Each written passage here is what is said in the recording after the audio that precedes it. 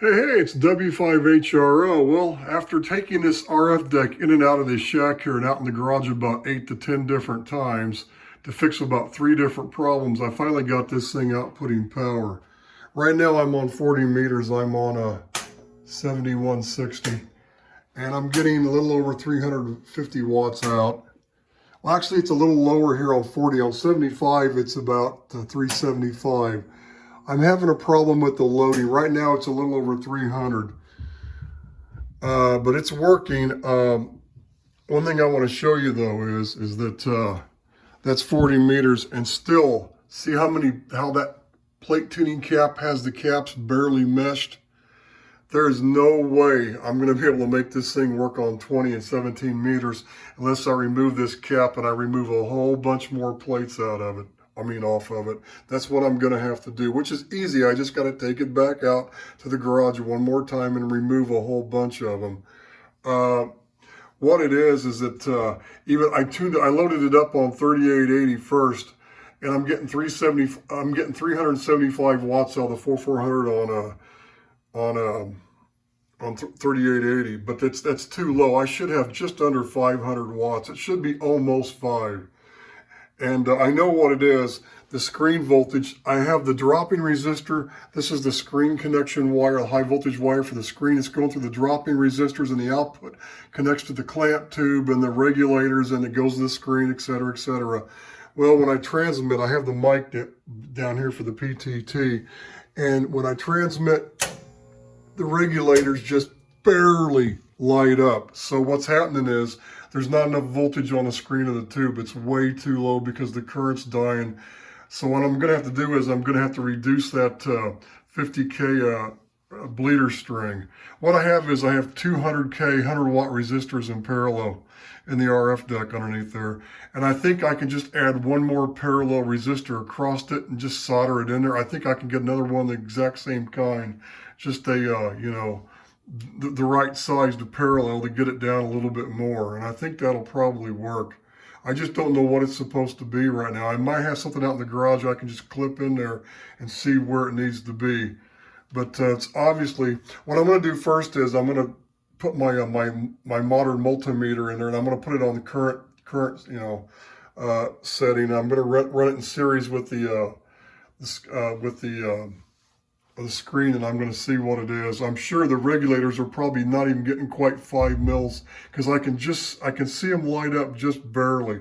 So what I'm going to do is I'm going to wait until it gets dark tonight, and I'm going to hit it again and look at it. Then I'll hook up the current meter and see. But it's obvious one of the things I'm going to have to do is I'm going to have to take a whole bunch more plates off that tuning cap to get the minimum C down for 17 meters, but I'll get it. I'm going to do it. So, but it's at least, you see, I got it working now. That's the good thing. And I got my oil-filled MFJ. You know, they used to call the Heathkits cantennas. I call this my MFJ cantenna.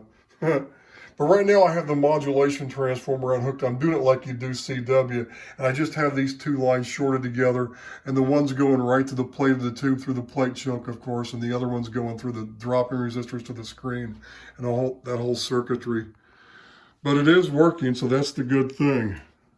But what happened is, the problems I had to fix when I first started, I tried to transmit and I blew the fuses. Well, I blew the one fuse down here, going to the high V transformer on that side for the RF deck.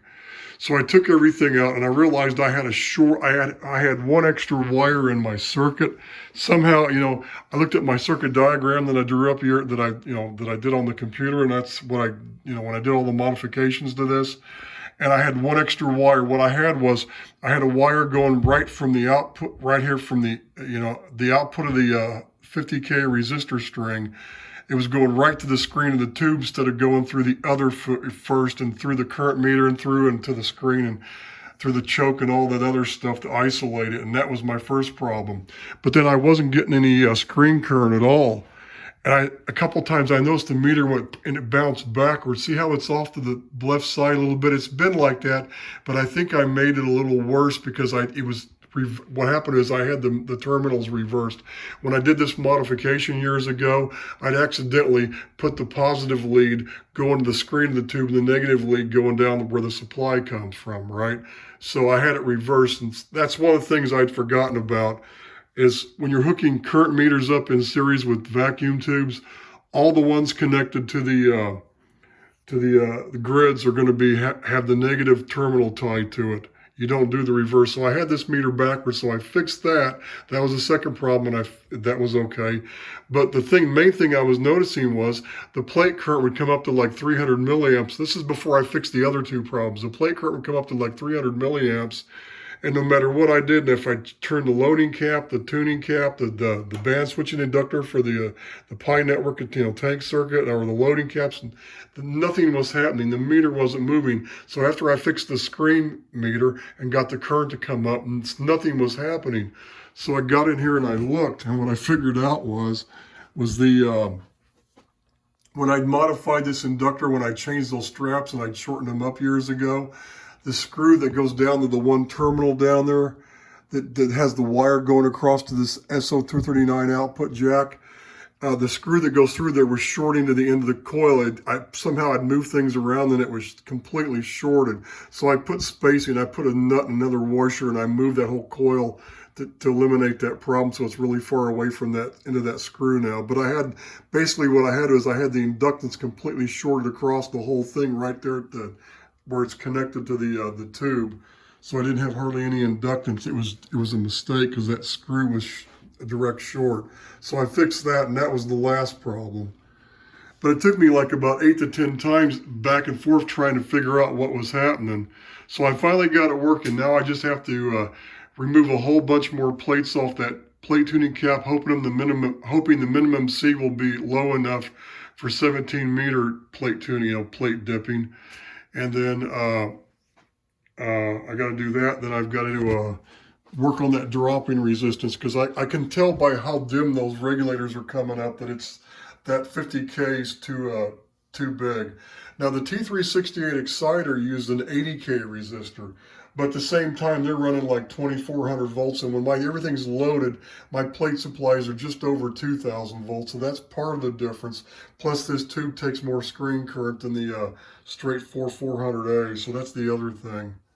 So that's it for now. This thing's coming to life, but you can see where I am. I finally got the thing outputting little by little. I just got to get the output power up to like the full 500 watts or close to it. It should do it. If I can get at least 4.5, I'll be happy, but it should do just under 500 watts out. So that's it for now. This is W5HR and an O.